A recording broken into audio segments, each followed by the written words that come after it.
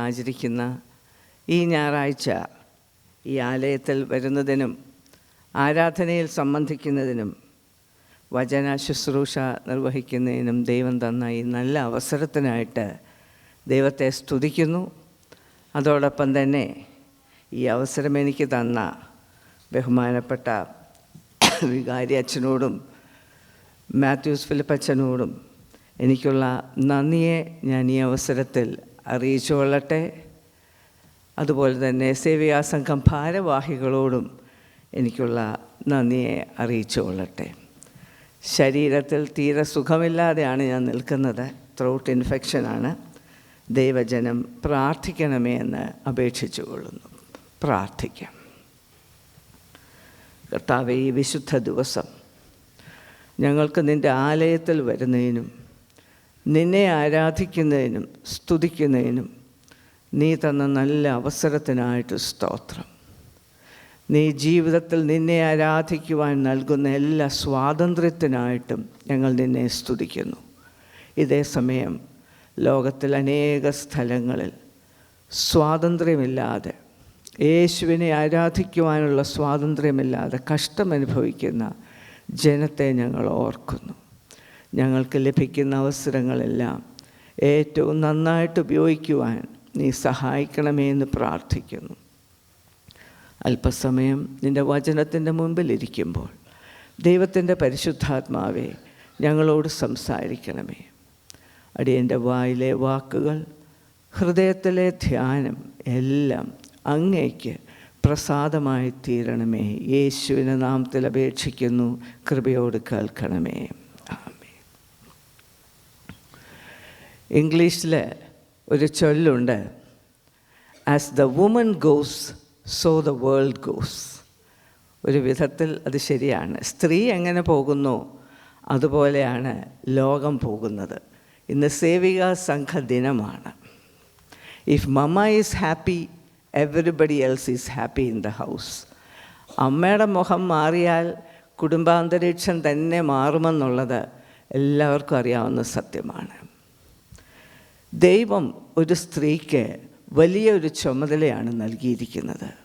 വിശുദ്ധ വേദപുസ്തകം പരിശോധിച്ചാൽ, സഭാചരിത്രം പരിശോധിച്ചാൽ, കാലാകാലങ്ങളിൽ ദൈവം അനേകം സ്ത്രീകളെ ദൈവരാജ്യ ശുശ്രൂഷയ്ക്കായിട്ട്, ദൈവരാജ്യത്തിൻ്റെ കെട്ടുപണിക്കായിട്ട്, കുടുംബങ്ങളുടെ നന്മയ്ക്കായിട്ട് ഉപയോഗിച്ചിട്ടുള്ളതായിട്ട് കാണാം.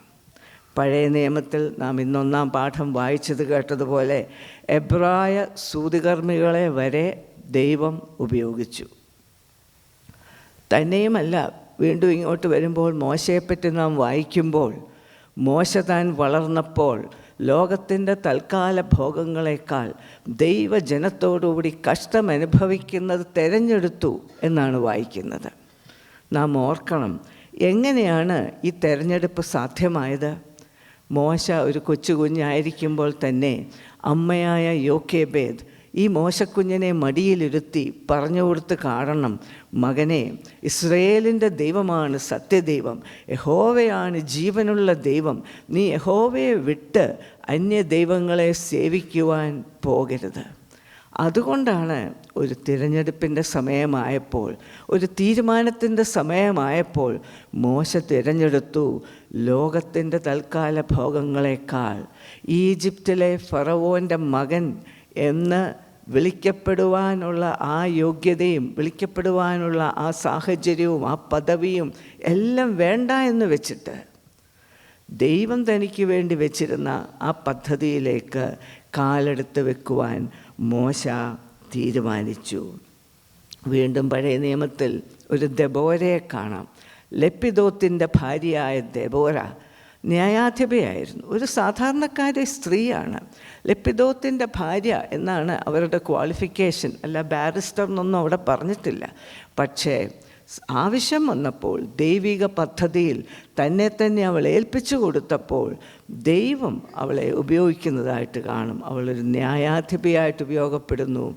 യാബീനെയും സീസറയുടെയും സൈന്യത്തിനെതിരെ യുദ്ധത്തിനായി ഇസ്രയേൽ മക്കൾക്ക് നേതൃത്വം കൊടുക്കുന്നതായിട്ടും കാണുന്നുണ്ട്. വീണ്ടും പഴയ നിയമത്തിൽ എസ്തേറിൻ്റെ പുസ്തകം വരുമ്പോൾ നാം കാണുന്നു ഒരു പാവപ്പെട്ട അനാഥ പെൺകുട്ടി, ഒരു യഹൂദ പെൺകുട്ടി, അവളെ ദൈവം ഉപയോഗിക്കുന്നു. ഒരു ജാതിയെ മുഴുവനും വീണ്ടെടുക്കുവാനായി അവളുടെ തിരഞ്ഞെടുപ്പാണ്.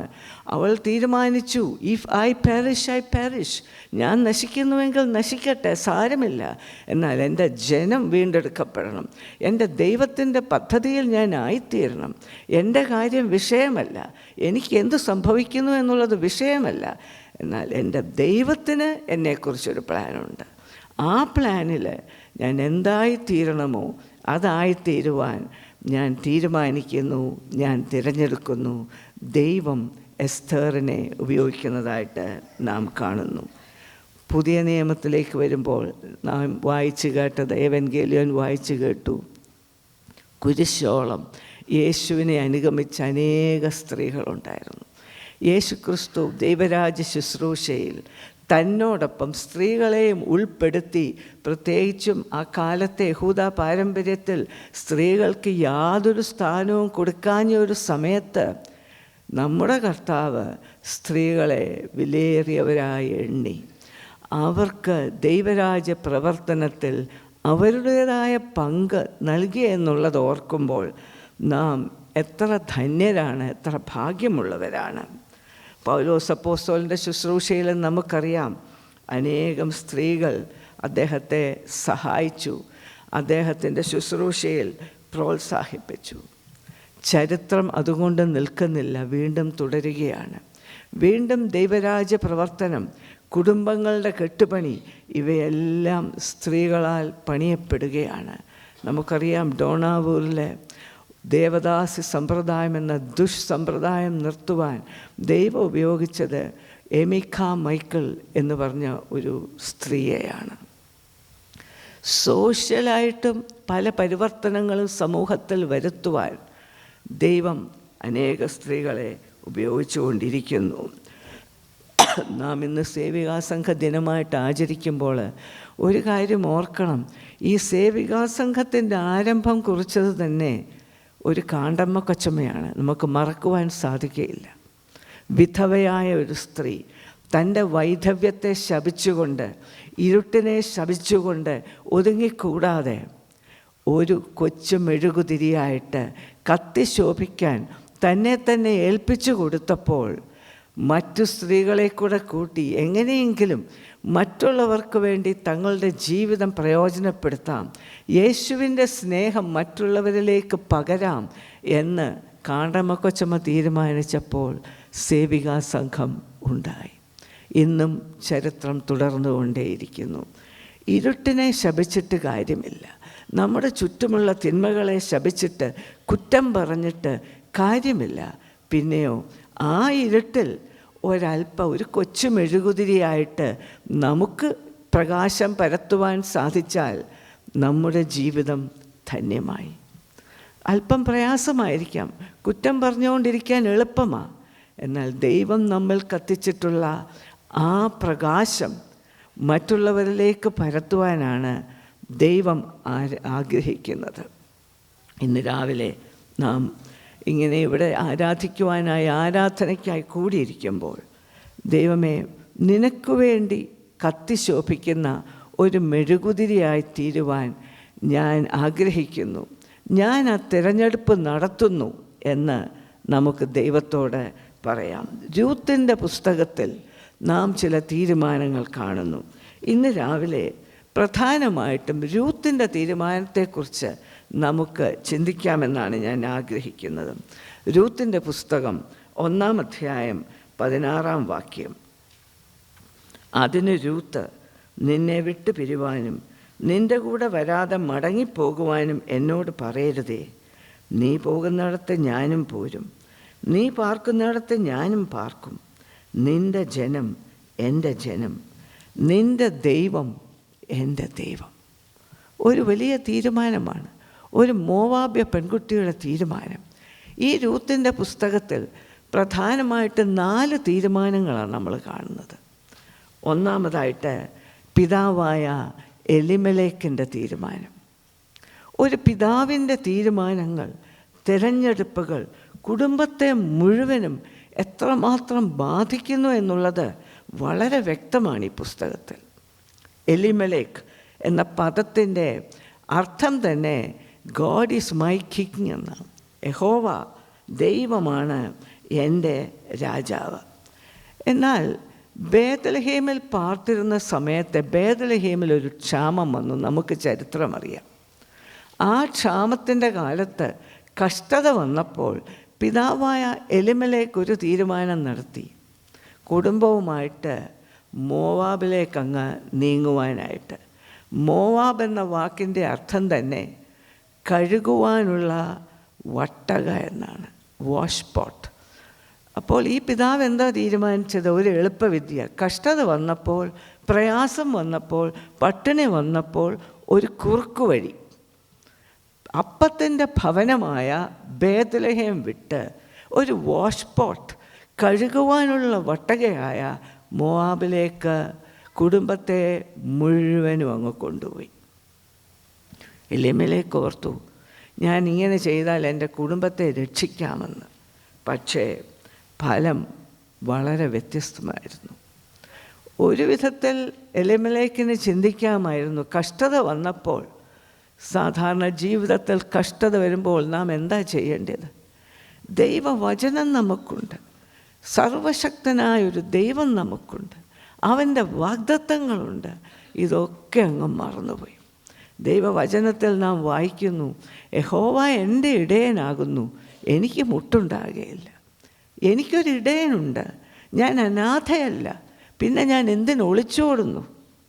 ബാലസിംഹങ്ങളും ഇരകിട്ടാതെ വിശന്നിരിക്കും. യഹോവയെ അന്വേഷിക്കുന്നവർക്കോ ഒരു നന്മയ്ക്കും കുറവില്ല. ദൈവിക വാഗ്ദത്തമാണ്. നിന്റെ ഭാരം യഹോവയുടെ മേൽ വെച്ചുകൊള്ളുക, അവൻ നിന്നെ പുലർത്തും.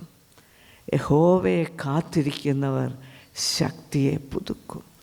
എത്ര എത്ര എത്ര വാഗ്ദത്തങ്ങൾ ദൈവവചനത്തിൽ നമുക്കുണ്ട്. നമ്മുടെ ജീവിതത്തിൽ പ്രതിസന്ധികൾ വരുമ്പോൾ, പ്രയാസങ്ങൾ വരുമ്പോൾ ഈ ദൈവവചനമാണോ നമ്മുടെ ആശ്രയം? ദൈവത്തിങ്കലേക്കാണോ നാം തിരിയുന്നത്? അതോ മാനുഷികമായ ബുദ്ധി ഉപയോഗിച്ച് മാനുഷികമായ തീരുമാനങ്ങൾ, ദൈവത്തിൻ്റെ പ്ലാൻ എന്താണ്, പദ്ധതി എന്താണ് എന്ന് ചിന്തിക്കുക പോലും ചെയ്യാതെ മാനുഷികമായ തിരഞ്ഞെടുപ്പുകളാണോ ചെയ്യുന്നത്? ഇന്ന് രാവിലെ ചിന്തിക്കുന്നത് നല്ലതായിരിക്കും. എലിമേലേക്കിൻ്റെ തീരുമാനത്തെപ്പറ്റി നാം ചിന്തിക്കുമ്പോൾ ഇങ്ങനെയാണ് മനസ്സിലാക്കേണ്ടത്. Elimelech he walked by sight not by faith. കാഴ്ചയാല എലിമേലേക്ക് ജീവിച്ചത്, തീരുമാനങ്ങൾ എടുത്തത്. വിശ്വാസത്താലേ അല്ല.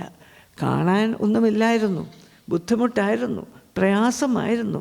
എന്നാൽ അതിനപ്പുറം എനിക്ക് കാണാൻ വയ്യാത്ത ഒരു തലത്തിൽ എനിക്കൊരു ദൈവമുണ്ട്.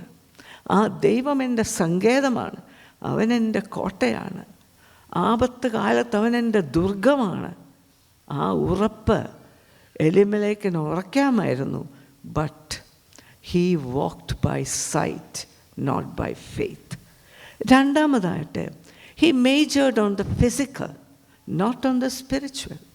ഒരു പിതാവെന്ന നിലയിൽ ഭൗതിക ആവശ്യങ്ങൾ എൻ്റെ കുടുംബത്തിൻ്റെ, എൻ്റെ മക്കളുടെ ഞാൻ നടത്തിക്കൊടുക്കണം, ഈ ചിന്തകൾ മാത്രം, ഫിസിക്കൽ നീഡ്സിനെ കുറിച്ച് മാത്രം. എന്നാൽ ഇതിനുപരിയായിട്ട് എൻ്റെ ദൈവം എൻ്റെ കുടുംബത്തെപ്പറ്റി ഒരു പ്ലാൻ വെച്ചിട്ടുണ്ട്, ഒരു പദ്ധതി വെച്ചിട്ടുണ്ട്. ഞാൻ ഈ ബേത്ലഹേമിൽ നിന്ന് എൻ്റെ കുടുംബത്തെയും കൊണ്ട് മോവാബിൽ പോയാൽ, ശത്രുരാജ്യത്തോട്ട് പോയാൽ, ജാതികളുടെ ഇടയിൽ പോയാൽ എൻ്റെ കുഞ്ഞുങ്ങളുടെ അവസ്ഥ, ആത്മീയ അവസ്ഥ എന്തായിത്തീരും? ഒരിക്കൽ പോലും അദ്ദേഹം അത് ചിന്തിച്ചില്ല.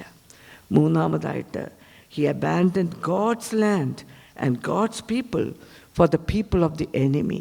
ശത്രുവിന് വേണ്ടി, ശത്രു രാജ്യത്തിന് വേണ്ടി ദൈവജനത്തെയും ദൈവത്തിൻ്റെ സ്ഥലത്തെയും വിട്ട് ശത്രുവിൻ്റെ രാജ്യത്തേക്ക് പോയി. ഫലം എന്തു പറ്റി? നമുക്ക് കുറച്ചുകൂടി കഴിയുമ്പോൾ അറിയാം. The consequences for the actions we take. നാം ചെയ്യുന്ന ഓരോ പ്രവൃത്തിക്കും ഒരു കോൺസിക്വൻസ് ഉണ്ട്. അത് വിതയ്ക്കുന്നത് കൊയ്യും എന്ന് പറയുന്നത് പോലെ തന്നെ നാം ഓരോ തീരുമാനങ്ങൾ എടുക്കുമ്പോഴും ഓർക്കണം, ഇത് ദൈവത്തിൻ്റെ ഇഷ്ടത്തിനനുസരിച്ചാണോ ഞാൻ എടുക്കുന്നത്? എലിമേലെക്ക് എന്ന പിതാവ് ഒരു തീരുമാനമെടുത്തു.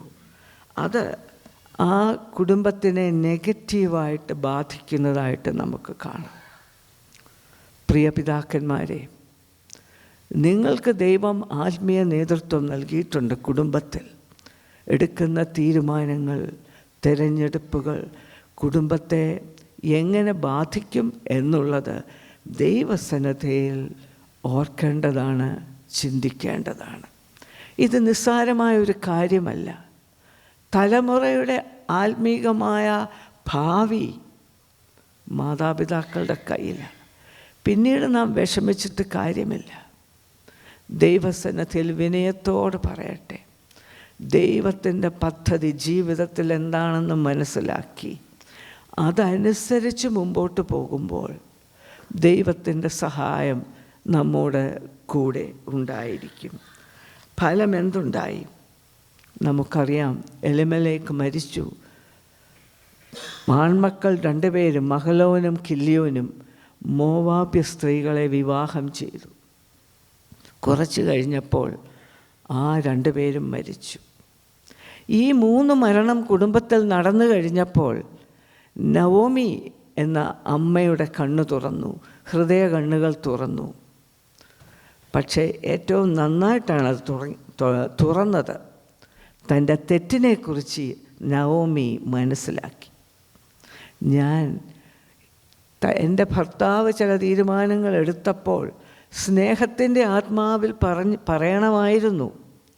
അങ്ങനെയല്ല ദൈവത്തിൻ്റെ പ്ലാൻ. ദൈവത്തിൻ്റെ ഇഷ്ടത്തിലല്ല, നാം കുറുക്കുവഴിയാണ് എടുക്കുന്നത്. ഇച്ചിരി കഷ്ടതയാണെങ്കിലും ദൈവിക വഴിയിൽ നിൽക്കുന്നതാണ് നല്ലത് എന്ന് നവോമിക്ക് എലിമേലെക്കിനോട് പറയാമായിരുന്നു. അത് പറഞ്ഞില്ല. ഇപ്പോൾ കുടുംബത്തിന് ഇതെല്ലാം വന്ന് സംഭവിച്ചപ്പോൾ അവൾ അനുതപിക്കുന്നതായിട്ട് കാണുന്നുണ്ട്. അതൊരു നല്ല മാതൃകയാണ്. നമ്മുടെ ജീവിതത്തിലെല്ലാം തെറ്റുകളുണ്ടാകാം, പാളിച്ചകളുണ്ടാകാം. എല്ലാം ശരിയായി ചെയ്യാൻ ചിലപ്പോൾ സാധിച്ചില്ല എന്ന് വരാം.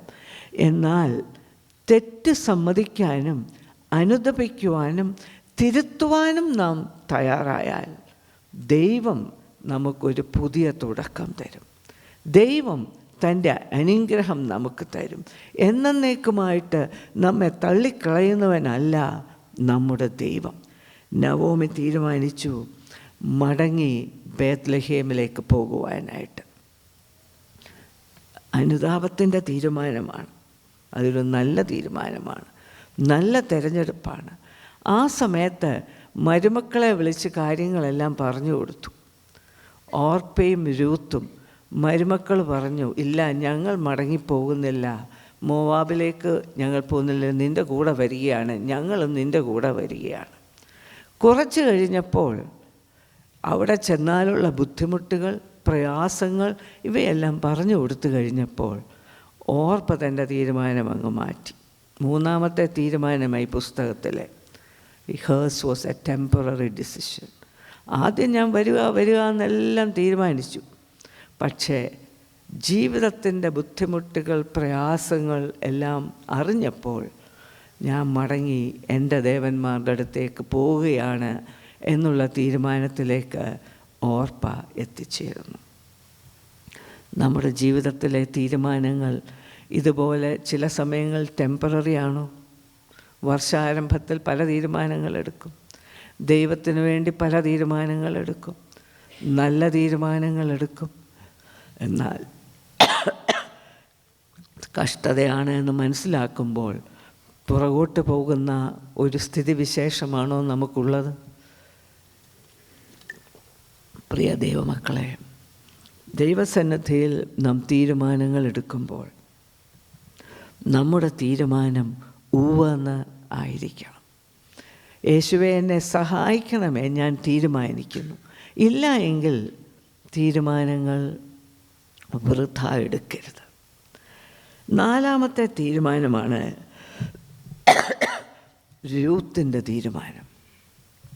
അവളുടെ തീരുമാനം നിശ്ചയദാർഢ്യമുള്ള ഒരു തീരുമാനമായിരുന്നു. രൂത്ത് തീരുമാനിച്ചു, എന്തുവെന്നാലും എൻ്റെ അമ്മാവിയമ്മയുടെ ദൈവം, അവളുടെ ജനം, ഞാൻ അവനെ സേവിക്കും. ക്ഷമിക്കണം. അങ്ങനെ രൂത്ത് തീരുമാനിച്ചു തൻ്റെ അമ്മാവിയമ്മയോട് കൂടി ബേത്ലഹേമിലേക്ക് മടങ്ങിപ്പോയി. നമുക്ക് സംഭവമെല്ലാം അറിയാം. എന്തായി? ബോവസിനെ കണ്ടുമുട്ടുന്നു. അങ്ങനെ ഒരു മോവാബ്യ പെൺകുട്ടി ദൈവത്തെ അനുസരിച്ചുകൊണ്ട് സത്യദൈവത്തെ കണ്ടുമുട്ടിയതുകൊണ്ട് അവന് വേണ്ടി ഒരു തീരുമാനമെടുത്ത് അതിൽ ഉറച്ചു നിന്നതുകൊണ്ട് നമ്മുടെ മശിഹായുടെ യേശുവിൻ്റെ ഒരു വലിയ വല്യമ്മച്ചിയായി തീരുവാൻ അവൾക്ക് ഭാഗ്യം ലഭിച്ചു. നവോമിക്ക് ഒരു വലിയ സ്ഥാനം അവിടെ ഉണ്ട്. നവോമിയുടെ ജീവിതം ഒരു വലിയ വെല്ലുവിളിയായിരുന്നു. രൂത്തിന് മനസ്സിലായി തൻ്റെ അമ്മാവിയമ്മ വ്യത്യസ്തയായ ഒരു സ്ത്രീയാണ്, അവരുടെ ദൈവം മതി എനിക്ക്. പ്രിയ മാതാക്കളെ, എൻ്റെ സഹോദരിമാരെ, നമ്മുടെ ജീവിതങ്ങൾ നമ്മുടെ മക്കൾക്കൊരു വെല്ലുവിളിയാണോ? നമ്മുടെ മരുമക്കൾക്കൊരു വെല്ലുവിളിയാണോ? എൻ്റെ അമ്മയുടെ ദൈവത്തെ മതി എനിക്ക് എന്ന് പറയത്തക്കതുപോലെ നമ്മുടെ ജീവിതം അവർക്കൊരു മാതൃകയാണോ? Our lives talk louder than our words. നമ്മുടെ ജീവിതങ്ങൾ നമ്മുടെ സംസാരത്തേക്കാൾ ഉച്ചത്തിൽ സംസാരിക്കുന്നു. നാം അതൊരിക്കലും മറക്കരുത്. നമ്മുടെ കുഞ്ഞുങ്ങൾ നമ്മെ വാച്ച് ചെയ്യുക, ദിവസം തോറും നോക്കുകയാണ്. ദൈവമേ, എൻ്റെ ജീവിതം നിൻ്റെ മഹത്വത്തിന് തക്കതായി തീരണമേ എന്നുള്ളത് നമ്മുടെ പ്രാർത്ഥനയാകട്ടെ. നവോമി ഒരു നല്ല മാതൃകയാണ്. രൂത്ത് അവളെ പിൻപറ്റി, അവൾ അവിടെ ഉറച്ചു നിന്നു. ദൈവം അവളെ അനുഗ്രഹിച്ചു. ആ തിരഞ്ഞെടുപ്പ് ചരിത്രം തന്നെ മാറ്റിമറിക്കാൻ ഇടയാക്കി. അവളുടെ തിരഞ്ഞെടുപ്പ്. ഇന്ന് രാവിലെ നമ്മുടെ തിരഞ്ഞെടുപ്പുകൾ, തീരുമാനങ്ങൾ എങ്ങനെ ഇരിക്കുന്നു? വർഷങ്ങൾക്ക് മുമ്പ് ബ്രിട്ടീഷുകാർ ഭാരതം ഭരിച്ചുകൊണ്ടിരുന്ന സമയത്ത് ഒരു പ്രഭുകുമാരൻ ഇംഗ്ലണ്ടിൽ നിന്നും ഭാരതത്തിലേക്ക് വന്നു. റാഗ്ലൻഡ് പ്രഭു. അദ്ദേഹത്തിൻ്റെ പിതാവിൻ്റെ ഏക മകനാണ്, ധനാഢ്യനായ മനുഷ്യൻ. അദ്ദേഹം തൻ്റെ ബിസിനസ് മുഴുവനും തൻ്റെ ഏക മകന് വേണ്ടി സ്വരൂപിച്ചു വെച്ചു. പക്ഷേ മകൻ തീരുമാനിച്ചു, ഞാൻ യേശുവിന് വേണ്ടി ഒരു മിഷനറിയായി ഭാരതത്തിലേക്ക് പോവുകയാണ്. പിതാവ് പറഞ്ഞു, കുഞ്ഞെ, നീ പോയാൽ എൻ്റെ സ്വത്തിൻ്റെ ഒരു ഭാഗവും നിനക്ക് കിട്ടത്തില്ല. അത് സാരമില്ല എന്ന് വെച്ചു. അതിനേക്കാൾ വലിയ ഒരു തിരഞ്ഞെടുപ്പാണ് എൻ്റേതെന്ന് താൻ വിശ്വസിച്ച് ഭാരതത്തിലേക്ക് വന്നു. ശിവകാശി എന്ന സ്ഥലത്ത് അദ്ദേഹം പല ആളുകളെ യേശു